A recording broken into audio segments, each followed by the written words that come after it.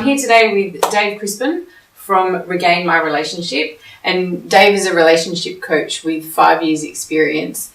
But the thing about Dave that I think is really special is that he has focused a lot of his work on working with couples in fly-in, fly-out relationships, which means that one partner is home only some of the time. And when I launched Sky Families and Dave heard about it, he actually reached out to me and asked how he could support our members. So Dave and I have been working together over the last couple of months for him to better understand what relationships with a pilot can look like and some of the complications that they might bring, some of the challenges that we face. And we've got together to answer some of the questions from other pilots' wives about how can they best overcome some of the most common challenges that we might face in this relationship. So Dave, thank you so much for reaching out to us. I really appreciate it. And we've got these questions here from everyone. So I will ask you the questions, and I know that we've spent a bit of time working on the answers, making sure that they relate to the pilot lifestyle.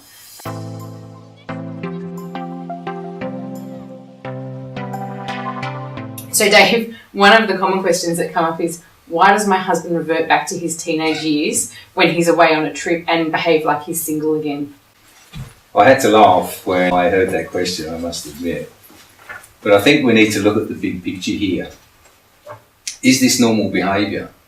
Is it the type of behaviour that either one of you carry out when you're back together, when you're in your normal domestic situation where both partners are at home? If it's not, then there needs to be some questions asked. If it's a new relationship, sometimes you're still finding some common ground as to what you can and what you can't do, what the expectations are of one another in the relationship. But more importantly, it's about boundaries. And boundaries are really important in a relationship, because boundaries actually tell you how far you can go. It's like that little voice on your shoulder that pops up and says, hey, wait a minute, should I be doing this? Boundaries actually protect. So boundaries work for both partners. And I've heard before, I didn't mind. I thought you wouldn't mind if I went to a strip club. Well, no, that's not normal behaviour. I don't expect that of you. Well, we didn't discuss that. I thought that'd be okay. I went out with the girls while you were away. I actually stayed out too late. Well, I didn't expect you to do that. How about we talk about that? So a lot of these things, when I work with couples in a new relationship, we talk about expectations, agreements, standards, and boundaries. Because when you can set a healthy boundary, that recognises that I value myself.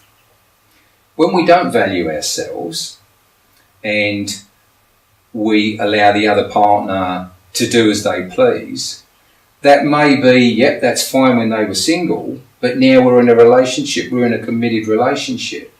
And there are certain standards which I think we need to adhere to.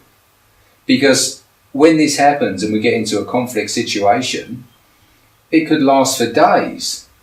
And the last thing that I want is when my partner goes away and he's got that argument or that conflict situation still at the back of his mind or her mind, which is very unhelpful and unhealthy. And then sometimes when we can't reach one another for days on end, the thing can just grow and build, and we tend to sit with these things and ruminate. And then we start to form resentment, and that can play out in many ways. So setting boundaries is really healthy. And I come up with a couple of items which I think may be helpful, or guidelines, about setting healthy boundaries.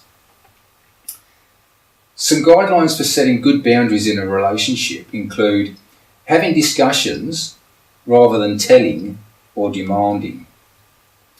Remember that you can set a boundary, but you can't just spring it on someone. You can't think, I'm going to set that boundary and not tell your partner, because that doesn't work. So you've got to have a discussion. You've got to talk about this.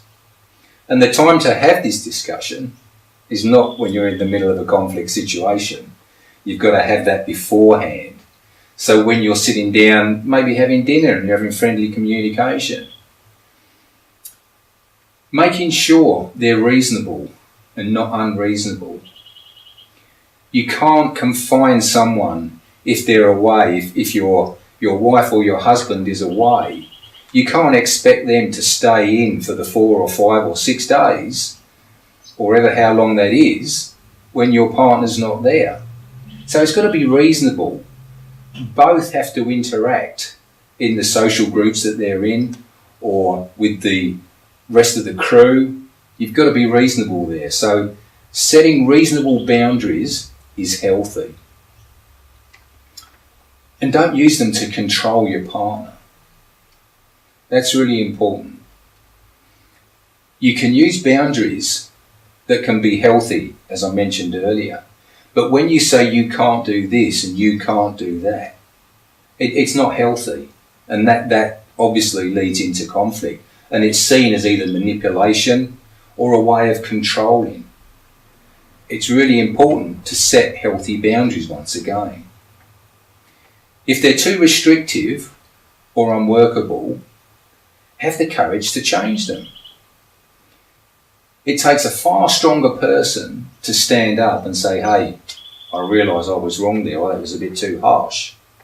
Let's just back off. How can we work around that? So make it collaborative. Sit down and discuss. Okay, I realise that was probably a bit too harsh. I'm willing to give there. And that's what relationships are about. It's about being able to come together and what's negotiable here? How can we reach some common ground so that it's workable for both of us? And there has to be consequences. If you set a boundary and your partner keeps stepping over that boundary, then it's not really a boundary. It's just a wish or a dream, or I wish I should have said that, or I wish we could put this in place, or I've put that boundary in place and it's been stepped over. Okay, I'll let that go this time. And then, as you know, if you let it go once, then you let it go a second time, and then before you know where you are, it's just something which has no consequences, there's no significance there. And then you feel aggrieved, you feel hurt. Once again, we go down that same track of building up that resentment, that hurt, and then that plays out in the relationship. So that's a few guidelines there about setting some healthy boundaries. And there will be a list available which I can put together and give to Erica, which is a bit more comprehensive than that. And it goes into detail a little bit more about setting healthy boundaries. Now, communication is one of the other pieces which is really a crucial part of really any relationship. Even more so where you have either a pilot away or the wife at home. The communication between the two is so important. What needs to be worked out or understood is that there will be times when you can't communicate. And if you put something in place prior to that happening, there won't be that tension or that bad feeling when you can't get in touch with one another. Skype, using emails, WhatsApp, there are many, many types of communication methods or channels that we can use today. And one of the important things as well is that if the pilot is working in another country, it's important to know the time difference. Because the last thing you want is to ring up at 2 a.m. when you've got something important to say, and it's maybe sort of 8 or 9 o'clock at night where you are, and then you get someone grumpy on the other end of the phone, which is totally understandable if they've just had a hard day or they've just come in, and then they need some of that all-important sleep, and it's 2 a.m, and you're excited, you want to tell them about some good event or something that's happened with one of the kids at school, and then you get a gruff person on the other end of the phone because they've just woken up after a hard day. So it's important to try and get that timing right. And in that instance, an email or a text message may do. Events, make sure you use your calendars, write those special events down so that you do get the phone call or the message coming through to say, hey, happy birthday or happy anniversary. And I must admit, I have to write anniversaries down in my calendar because I forget them as well. But they're so important. Those type of things are really important to keep that connection. Relationships need work, no question. It's not something which you can just, yep, I'm in a relationship, we're committed to one another, and just leave it at that. So work on your relationship, feed energy into the relationship, and I'm sure that it will be the relationship that you want. Thanks so much for that, Dave.